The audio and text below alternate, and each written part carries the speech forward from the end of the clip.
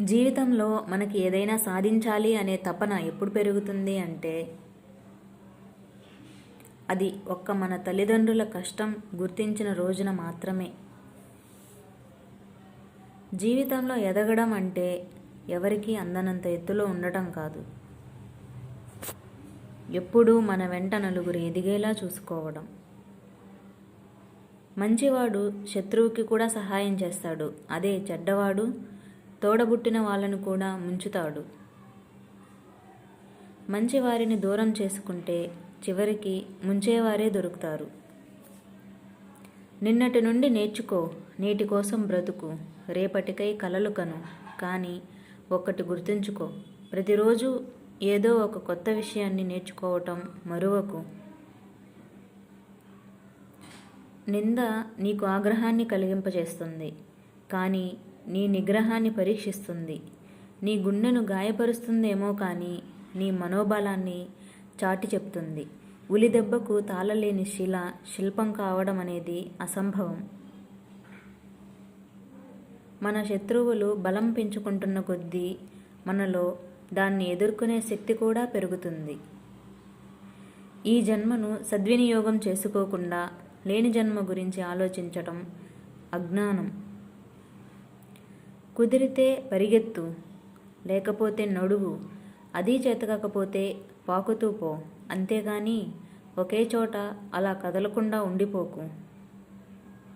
నీ చుట్టూ ఉన్నవాళ్ళు అందరూ నీ వాళ్ళే అని మోసపోకు. ఒకసారి వాళ్ళకు వ్యతిరేకంగా మాట్లాడి చూడు, వాళ్ళ అసలు మనస్తత్వం బయటపడుతుంది. ఒంటరిగా ఉన్న అక్షరాలలో ఏ అర్థమూ ఉండదు. అవే అక్షరాలు జతకడితే అర్థవంతమైన పదాలు, వాక్యాలుగా మారిపోతాయి.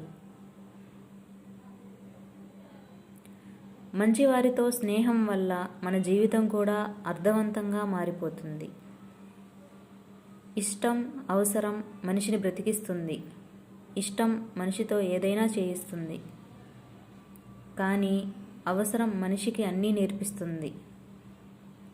ఎప్పుడైతే మీరు ఎమోషనల్ ఫీల్ అవుతారో అప్పుడు మిమ్మల్ని ఎదుటివారు వాడుకోవటం, ఆడుకోవటం, శాసించడం చేయగలుగుతారు. భగవద్గీతలో స్పష్టంగా రాసి ఉంది, దేనికి నిరాశ చెందనవసరం లేదు. బలహీనమైంది మన పరిస్థితులు మాత్రమే, మనం కాదు. అయినా వాళ్ళందరినీ కోల్పోయి గెలిచే గెలుపు కన్నా ఓడిపోయినా సరే అందరి ప్రేమను గెలుపొందడమే గొప్ప విషయం.